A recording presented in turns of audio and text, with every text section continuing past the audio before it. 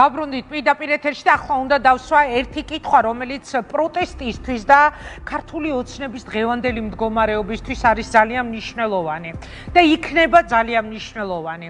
აპირებს თუ არა გახარიას პარტია ბოიკოტის შეწყვეტას და რატომ მიმართა მანდატ შეჩერებული დეპუტატების ადგილმონაცვლეთა თაობაზე შალვა პაპუაშვილი. შეგახსენებთ, გახარიამ დიანა ტრაპაიძეს გასულ კვირას ინტერვიუში უთხრა, რომ შესაძლოა გადაიხედოს გადაწყვეტილება ბოიკოტზე უკვე ადგილობრივი არჩევნების შემდეგ. ბერდია სიჭინავა, პარტია გახარია საქართველოსთვის ერთ-ერთი ლიდერი არის, ჩვენი სტუმარი.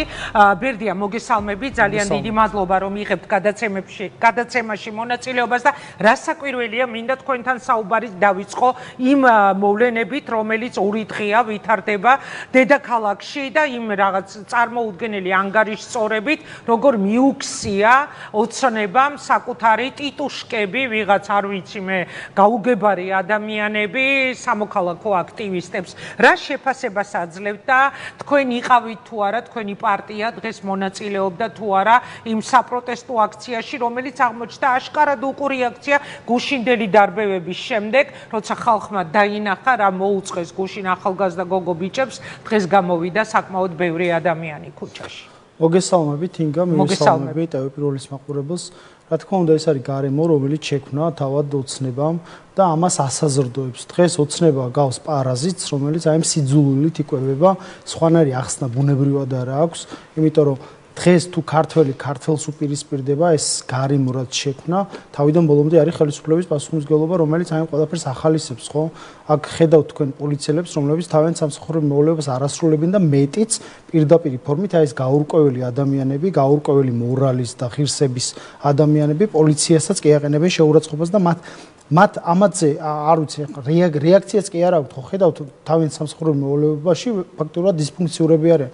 ამიტომ ეს გარემო რა თქმა უნდა პირველ რიგში კვებავს ოცნების რეჟიმს, იმიტომ რომ თუ ვინმე საწყობს დღეს აი ამ პროცესების რადიკალიზაცია, რა თქმა უნდა არის ოცნება, რომელიც ამით საზრდოობს და ადამიანებს აჩვენებს, რომ აი ასეთები ვართ, ძალა გვაქვს, მეორე მხარესაც ჩვენნაირი ადამიანები არიან, რომლებიც თითქოს ხო ხედავთ დღეს რა სურათი დადგეს, რომ თითქოს ადამიანებმა, რომლებიც მშვიდობიან პროტესტს გამოხატავენ, რა ვიცი 200 დღეზე მეტია, 250 დღეზე მეტია, მიდიან, აი ამ გამზირს გადიან და იმ საჩვენებლად, აი ამ გამზირზე მოაწყვეს საარჩევნო შტაბი და აჩვენებენ ამ ადამიანებს, რომ ჩვენ კი არა ვართ რაღაცა ადამიანები, რომლებიც აი ამ აგრესიას გამოვხატავთ. აი ეს ადამიანები, რომლებიც ჩამოივლიან ამ სიმღერით, თითქოს ბოთლებს გვესვრიან და რა თქმა უნდა, ეს არის ოცნების ინტერესებში. ჩვენ პირველივე დღიდანვე ვამბობდით, რომ ნებისმიერ რადიკალური სცენარი ჩვენი პოლიტიკური პარტიისთვის არის მიუღებელი, მშვიდობიან პროტესტს რა თქმა უნდა პატივს ვცემთ და აი ეს რასაც ეს ადამიანები აკეთებენ ოცნების ამ შტაბში გამაგრებული ტიტუშკები თუ მოძალადე ზონდერები, რა ვიცი, რომლებსაც ალბათ არც მშობლების რცხვენიათ, არც შვილების რცხვენიათ, არც დები ყავთ, არც ძმები ყავთ, რა ვიცი, ერთი ადამიანი როგორ არ მოიძებნა გულშემატკივარი ამ ადამიანებისთვის, რომელიც ეტყოდა ამ ადამიანებს, რომ რასაც თქვენ აკეთებთ, ეს არ არის ქართველობა, ეს არ არის ღირსება. აი ამ შტაბში, აი მორდორში იგეგმება ეს ბინძურე, მე გამოდიან გარეთ, ესვრიან, აპროვოცირებენ ადამიანებს, აბრაზებენ და მე ამ ადამიანებს აკავებენ, აი ხვალ შეიძლება მაგალითად სისხლისამართლებელი დევნა დაიწყოს იმ ადამიანის მიმართ, რომელმაც აბრაზებულზე რაღაცა ბანერი შეღება, ხო? აი ეს არის, აი ამ სიძულვილით იკვებება ეს პარაზიტი, ეს ურჩხული, რომელ ურჩხულადაც არის ჩამოყალიბებული ოცნება და ყველაზე მეტად რაც აკლია ადამიანებს დღეს და მე მართლა ვიხსენებდი, რომ 2024 წლის მარტში ვიყავით, ალბათ ბედნიერები, როცა ქვეყანა საფეხბურთო ნაკრებმა ევროპის მუნდიალზე მოიპოვა ასპარეზობის უფლება, მას მერე ვიღაცამ აურია ქვეყანაში ყველაფერი თავდაყირა დააყენა და ფაქტურად სიმშვიდე არ ყოფილა ოჯახებში. ოცნებამ და ივანიშვილმა ბუნებრივია, რომ ეს ესეა, ხო? ძალაუფლების, ხელისუფლების ხელში ჩაგდების, მიტაცების, შენარჩუნების, მოპარული ფულის, გაყოლებული, აი ხალხის გაყოლებული ფულით გამდიდრებული ადამიანების ძალაუფლებაში დასარჩენად, ხო? სხვა ამოცანა, სხვა საოპერაციო ამოცანა ამ ადამიანებს ხო არ აქვს? ბუნებრივად შეუთავსებელია ევროპული ინტეგრაცია და ამ ადამიანების არსებობა ძალაუფლებაში და ხელისუფლებაში. ამიტომ ჩვენ ყველაზე მნიშვნელოვანი რაც უნდა გავაკეთოთ, ელექტორალურ ღვევას უნდა შეუწყოთ ხელი ოცნების ხელისუფლებით. ხშირად მეჩვენება ხოლმე და გულწრფელად მინდა რომ ამაზე ბევრი ვისაუბროთ, პროტესტი ხშირად თავის-თავს ელაპარაკება. ჩვენს ბრალს გამოვხატავთ ერთმანეთთან, ხო? მეც და თქვენც და ჩვენი განწყობა ოცნების მიმართ არ შეიცვლება ბუნებრივია, თქვენს პოზიციაზე დარჩებით, რომ ოცნება ესეთია და მეც ოცნება, მაგრამ ჩვენ უნდა დავარწმუნოთ მეც და თქვენც, ჩემი ამოცანა ეს არის, რომ ის ადამიანები, რომლებმაც 2020 წლის 26 ოქტომბერს ვიღაცებმა შემოხაზეს, ხო, ოცნება, დავარწმუნოთ და ვანახოთ მთელი ბრუტალური ადამიანები, რომლებიც დღემდე შეიძლება ფიქრობდნენ, რომ ქართულ ოცნება შეიძლება მისცენ, მათი ერთადერთი ხმა, მე ვფიქრობ, რომ მათ უსაშველო ჭირთ მედია და ჩვენ ვერაფრით ვეღარ შევცვლით მათ წარმოდგენ. როგორ არ მეთანხმებით, თქვენ ახლა არჩევნებში მაგის იმედით გადიხართ, რომ ქართული ოცნების ის მომხრეები, რომლებმაც თუნდაც 2024 წლის საპარლამენტო არჩევნებზე მათ მისცეს ხმა, შეიძლება წამოვიდე და 4 ოქტომბერს თქვენ შემოგხაზო? არა, აბსოლუტურად გეთანხმებით, რომ კი, ბევრი და დიდი ნაწილი შეიძლება ასე გეტყვით. თქვენ ლოგიკას რომ ვიყვეთ, ესე იგი 2024 წლის 26 ოქტომბრის მერე ამ ქვეყანაში არაფერი არ შეცვლილა. მთელი ეს ბრუტალურობა, რაც გამოავლინეს, მთელი ეს სისასტიკე, რაც გამოავლინეს, ფაქტობრივად მსახიობები, სტუდენტები, ახალგაზრდები დამწყვილეს, ქალბატონები გამოკეტეს ციხეში. სინდისის პატიმრებად აქციეს 60-ზე მეტი ადამიანი. აი ესე უსწორდება რეჟიმი ადამიანებს. საკუთარი თანაგუნდელები არ დაინდეს, რომლებიც აი ხელსახოცივით გამოიყენეს და გადააგდეს. მთელ ამ პროცესს ვადევნებთ ჩვენ თვალს და აი როგორ შეიძლება არ გქონდეს განცდა, რომ ხელისუფლება დღეს არ მეფე შიშველია, ხელისუფლება დღეს შიშველია, ოცნების ეგრეთ წოდებული რეჟიმი შიშველია, მთელი თავისი ბრუტალურობით, მთელი თავისი რაღაცა ნაიარების სახით, რასაც ამას ჩვენ ხელი უნდა შევუწყოთ პირიქით ადამიანებს და დავანახოთ. შიშველია ეხლა თქვენ შემთხვევით ხომ არ ფიქრობთ, მოდით ასე დავსვამ კითხვას, რომ თქვენ მონაწილეობთ მისი შემოსვლის პროცესში, არჩევნებში მონაწილეობით, იმიტომ რომ ეს ხალხი არის აბსოლუტური იზოლაციაში ეხლა მოქცეული, მათ შორის საერთაშორისო დონეზე სრულიად არალეგიტიმური, არავინ ელაპარაკება, საერთოდ ჩახსნილია ყველანაირი პროცესიდან და როცა თქვენ ამბობთ, რომ მეფე შიშველია, 4 ოქტომბერს თქვენ მასთან ხომ არ მიდიხართ შესამოსელით, რომ შემოსოთ თქვენი არჩევნებზე გასული. 4 ოქტომბერს თუ ვინმე შემოსავს ივანიშვილს, იქნება რადიკალური პროცესი, რევოლუციური პროცესი, რომელიც ლეგიტიმაციას მისცემს, იმიტომ რომ რევოლუცია დღეს რაც არ უნდა არაპოპულარული იყოს, ეხლა ჩემი ნათქვამი, საზოგადოებრივი დაკვეთა არ არის. რევოლუცია არის სტიქიური პროცესი, რომელიც აი სტიქიასავით ფორმირდება და წალეკავს ყველაფერს. რევოლუციური სცენარი არის საზოგადოების დაკვეთა, ამხელა პროტესტი, ეს არ ნიშნავს, რომ ხელისუფლების შეცვლის და სასწრაფოდ გაშვების მოსურნეთა უამრავი ადამიანია, არმია. ხელისუფლების შეცვლის მოსურნე არის აბსოლუტური უმრავლესობა ამ ქვეყანაში, მაგრამ რევოლუციური პროცესით ხელისუფლების შეცვლის მოსურნე არის იმაზე გაცილებით ნაკლები ადამიანი, ვიდრე ვინმეს წარმოუდგენია ეს. დღეს ხელისუფლება აი ოცნება სინამდვილეში არის მის ხელისუფლება გავს აი ლოდს, რომელიც აი მთიდან არის დაგორებული და სანამ ჩავარდება ბოლომდე და თავის ადგილს დაიკავებს და ჩამოვარდება ხელისუფლებიდან, აი გზაზე ანადგურებს ყველაფერს. აი ამ პროცესს ვადევნებთ ჩვენ თვალს და ეხა ჩვენ თუ გვინდა ეხა ამ პროცესში რაღაცა ჩვენი რადიკალიზაციით ჩემი გზა ეს არ არის, პირდაპირ გეუბნებით. მე ერთადერთი რისიც მჯერა წამს არის არჩევნების გზით ხელისუფლების ცვლილების. ვიღაცემა შეიძლება დაკარგეს ეს რწმენა, მაგრამ ეს რწმენა აუცილებლად უნდა დავაბრუნოთ.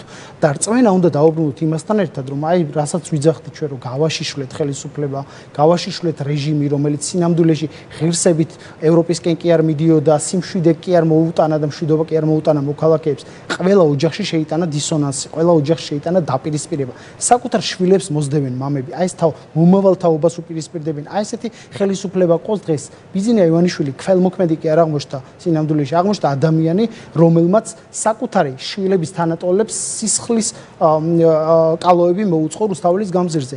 დააკავა, გაძარცვა. თქვენ წარმოგიდგენიათ? ადამიანებს ძარცვავდნენ პირდაპირ ფორმით ეს ნიღბიანები. ჟურნალისტები ცემეს, ფიზიკურად გაუსწორდნენ, გაანადგურეს ამ ქვეყნის ევროპული მომავალი, რაც ბოლო 30 წლის განმავლობაში გვიშენებია ერთად. აი ეს გააკეთეს და ივანიშვილის ხელისუფლება ჩამოყალიბდა პროვინციულ რეჟიმად, რომელსაც იმის თავიც კი არ აქვს, რომ აი იმ იზოლაციას დააღწიოს თავი და რაღაცა კონფიგურაცია დაალაგოს საერთაშორისო დონეზე. შეხედეთ უბრალოდ სამხრეთ კავკასიაში ერთადერთი ქვეყანა ვრჩებით, რომელსაც არ აქვს პერსპექტივა. სომხეთმა უზარმაზარი გეოპოლიტიკური შესაძლებლობები მიიღო და შეიძლება ზანგეზურის დერეფანმა მას ახალი ეკონომიკური უზარმაზარი პოტენციალი მიცეს.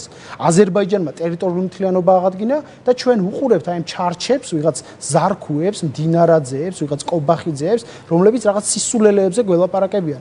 უზარმაზარი ეკონომიკური, გეოპოლიტიკური შესაძლებლობები გაგვირბის ხელიდან. არჩევნები მოდის, თქვენ ბრძანეთ მესმის, თქვენ ამას სულ აფიქსირებთ, რომ არ ხართ რევოლუციური ცვლილებების მომხრე. მაგრამ აი იმ 4 ოქტომბრით თქვენ მოახერხებთ, ფიქრობთ, რომ შეცვალოთ ოცნება, იმიტომ რომ საპარლამენტო არჩევნების შედეგებიდან თუ კი გამოვალთ, ერთობლიობაში დადო 4 პოლიტიკურმა ძალამ ის შედეგი, რაც დადო. ეხლა გამოვიდა ისე, რომ აქედან 2 გადის, ვინც საპარლამენტო არჩევნებით პარლამენტის მანდატები მოიპოვეთ, ბარიერი გადალახეთ და 2 არა. აქედან გამომდინარე, თქვენ ეს 2 პარტია, რომელიც ეხლა პარტნიორობაში ხართ, ლელო და თქვენ, ფიქრობთ, რომ იმხელა შედეგს დადებთ ბერდია საქართველოს ნებისმიერ ქალაქში, რეგიონში თუ თბილისში, რომ მოახერხებთ ხელისუფლების დამარცხებას? მართლა მაინტერესებს აი რა მათემატიკური გათვლა ამ შემთხვევაში, როცა შედეგზე უნდა ვილაპარაკოთ. თქვენ როგორ გონიათ, რომ აბსოლუტური უმრავლესობა მოქალაქეების სახლში დარჩება და არჩევნებზე არ მივა? დიდი უმრავლესობა შესაძლოა დარჩეს. მე არ ვფიქრობ ასე. ეს ერთი საკითხი, მეორე, არც ერთ პარტიას რაღაც ბაგაზე მიბმული არ ყავს თავისი ამორჩეველი და მე არ ვაკადრებ ადამიანებს, რომ ეს უთხრა, რომ აი რასაც თქვენი ლიდერები გადაწყვეტენ, როგორ გონიათ, ახლა ვიღაც ნაცმოძრაობის თავმჯდომარემ რომ დაიძახოს თინა ბოკუჩავამ, რომ აი ნაციონალური მოძრაობის მხარდამჭერობა არ გახვიდეთ არჩევნებზე, თქვენ რა გონიათ, რომ 2/3 მათი არ მივა არჩევნებზე? არის ფიქრობთ, რომ მივა? აუცილებლად მივა. აუცილებლად მივა ინგა, ეს არის სიმართლე, რომელსაც თვალი უნდა გაუწუროს ამ პარტიამაც. ამ პარტიამ შეცდომა დაუშვა უზარმაზარი, მათ შორის არ მინდა ეხლა ამაზე საუბარი, არჩევნებში არ მონაწილეობითაც, მანამდეც და ყოველთვის, როდესაც აი ესეთ ემოციურ, სპონტანურ გადაწყვეტილებებს ვაწყდებით პოლიტიკაში, ეს ყოველთვის ასხამს ბიძინა ევენიშვილის წისქვილზე წყალს. წარმოგიდგენია თქვენ ეხლა 4-ვე მსხვილ მოთამაშეს, პოლიტიკურ მოთამაშეს საერთო კანდიდატზე რომ შეთანხმებული მე ჯერა რომ საერთო გადაწყვეტილება რომ ყოფილიყო და 4-ვე ერთად ეხა რომ გასულიყავით, პირველივე ტურში შესაძლებელი იყო მოგების დადება, მაგრამ მოცემულობა ხომ ესეთი გვაქვს ბერდია, რომ ანუ უყურეთ არ გამოვიდა ეს გაერთიანება და ახლა მეფის შემოსვის პროცესი შემთხვევით არ მიხსენებია, ხო? არა, გასაგებია, თუმცა ინგა ვერ დაინახავთ ჩვენს განცხადებაში ვერც ერთ ისეთ ნარატივს, სადაც ჩვენ ვინმეს ვაკრიტიკებდით რაიმე გადაწყვეტილების გამო, თუ რაღაცა ისეთი მიუღებელი არ იყო ჩვენი პოლიტიკური ძალისთვის. თუ არ მონაწილეობ არჩევნებში, ოკეი, მაგრამ მე შენ ხომ მოღალატეს არ გეძახი ამის გამო, რაღაც ივანიშვილთან გარიგებულს არ გეძახი, რაღაც პუტინის რაღაცა პროექტს არ გეძახი და ასე შემდეგ, რასაც ვაწყდებოდით ჩვენ ამ ბინძურ კამპანიას მთელი პერიოდის განმავლობაში და ჩვენი მიზანი ეს არ არის, ჩვენი მიზანია ელექტორალური დასუსტება და ერთი რაღაც მნიშვნელოვანი მინდა გავიხსენო, აი მერობის კანდიდატებს რო არჩევდით ხოლმე, ერთ-ერთმა მერობის კანდიდატმა აი мотиваცია მაინტერესებდა, მეკითხა მისთვის, რატომ მონაწილეობდა ამ არჩევნებში და ისიც რა მითხრა, ჩემთვის მნიშვნელოვანია საკრებულოში ერთი ქოცითაც ნაკლები რომ იყოსო. ეს იცით რამხელა ნარატივია? მესმის, მაგრამ სიტუაცია, სურათი რამდენად იცვლება ამაზე ვსვამ კითხვას. არა, გასაგებია, სურათი ცვლადია, ჩვენ ვართ პოლიტიკურ პროცესში, როდესაც ყოველდღიურად იცვლება, დინამიური პოლიტიკური პროცესია, ყოველდღიურად იცვლება რაღაც პოლიტიკაში, ამიტომ ჩვენ ვთქვათ, რომ აი დღეს ესეა, ხვალ ისე იქნება, ზეგასეა, ჩვენ ერთი რამ ვიცით. ჩვენ ვართ სასტიკ რეჟიმის პირისპირ, რომელ რეჟიმსაც ჭირდება თანმიმდევრული ცივი გონებით პოლიტიკის კეთება, რომლის წინააღმდეგ ცივი გონებით უნდა გაკეთდეს პოლიტიკა და არა ისე ემოციური და სპონტანური გადაწყვეტილებები. აი უყურეთ ეხლა რა მოცემულობა გვაქვს. თქვენ უკაცრავად შეგაწყვეტნებთ, თქვენ თავად ვებრძანეთ, რა მდგომარეობაშია დღეს ქართული ოცნება. აი სრულიად სახე აი ნიღაბ ჩამოხსნილია, მართლა ძალიან მძიმეა ერთი რომ ამას უყურებთ, რასაც უყურებთ და მე ამისი გაправება, აი რომ გამოდიან და რომ აპრავებენ ამ ძალადობას, აი ამ წარმოუდგენელ სისაზიზღრეს, რასაც გუშინ მაგალითად უყურებდით ჩვენ. საერთაშორისო იზოლაცია, რაშიც აღმოჩნდა ქართული ოცნება, რის გამოც ის არის არალეგიტიმური, არის საფრთხე თუ არა რომ დასრულდეს იმ შემთხვევაში, თუ კი მაგალითად თქვენი პარტია მიიღებს გადაწყვეტილებას პარლამენტის ბოიკოტის შეწყვეტასთან დაკავშირებით. აი ხო ამბობთ რომ ადგილობრივი არჩევნები არ ძენსო ლეგიტიმაციას, აი დაუშვათ წამოყევით მაგაში. მე შეიძლება სხვანაირად ვფიქრობდე, მაგრამ აი დაუშვათ წამოყევით მაგაში. აი ეს მანდატების ადგილმონაცვლეობის თემა, რის გამოც დღეს გახარიას პარტიამ, ანუ თქვენ მიმართეთ პაპუას შვილს, ხომ არ შეიძლება უკავშირდებოდეს თქვენი პარტიის გეგმას, რომ ადგილობრივი თვითმმართველობის არჩევნების შემდეგ თქვენ დაასრულოთ ბოიკოტი, იმიტომ რომ ბატონი გახარია გერმანიიდან ერთვებოდა დიანა ტრაპაიძეს გასულ კვირას და მან თქვა, რომ ადგილობრივი არჩევნების შემდეგ ეს გადაწყვეტილება შესაძლოა გადაიხედოს. რას მეტყვით, აბა? ეს არის ჭიქაში ქარიშხალი, პირდაპირ ფორმით შემიძლია გითხრათ. ეს არის წმინდად პროცედურული საკითხი, რომელიც ნოემბერშიც გაიარა ჩვენი პოლიტიკური პარტიის პირველმა 12-მა ადამიანმა. ხო, მაგრამ ეხლა ადგილმონაცვლეებზე ვსაუბრობ. ადგილმონაცვლეების საკითხსაც გეტყვით. შეუთავსებელი თანამდებობები, აი ამ სტატუსთან შეუთავსებელი თანამდებობები დატოვეს ადამიანებმა. 2024 წლის ნოემბერში იგივე გააკეთა ზაზა თავაძემ, რომელიც საკრებულოს წევრი იყო და დატოვა ეს თანამდებობა. ზაზა თავაძე დღეს მანდატს ფლობს, ხომ არ ფლობს? ამიტომ ბოიკოტთან დაკავშირებით, რომელშიც ვართ პოლიტიკურ ბოიკოტთან დაკავშირებით, არაფერი არ შეცვლილა. არ შეიცვლება? არაფერი შეცვლილა. არ შეცვლილა, მაგრამ შეიცვლება. ამ ეტაპზე შემიძლია ეს გითხრათ, ეს, რომ პოლიტიკურ ბოიკოტთან დაკავშირებით, რომელშიც ვართ, არაფერი შეცვლილა. მაგრამ არ შეგიძლიათ მითხრათ შეიცვლება თუ არა? არც იგეგმება. თუ რამე შეიცვალა და ფუნდამენტურად მოხდა რამე გადატრიალება ისეთი პოლიტიკური, რომ ან ახალი არჩევნები ჩაინიშნა, ანუ ამაზე წინასწარ საუბარი რთულია, ამიტომ ეს პასუხი არის პასუხი, რომელმაც უნდა დააკმაყოფილოს ნებისმიერი ობიექტური დამკვირვებელი და მსმენელი. ხო, ხშირად ისმენდი თქვენ, აი ისა თანამდებობის პირის დეკლარაციები შეავსეს, ლეგიტიმაცია შეძინეს. აი საგამოძიებო კომისიაზე მივიდა გიორგი გახარია და ამით ლეგიტიმაცია შეძინა. საგამოძიებო კომისია იყო ადგილი, სადაც მათ შორის მოხდა ოცნების გაშიშვლება და ასეთი ტრიბუნა დღეს პოლიტიკამ შინაარსი რატო დაკარგა?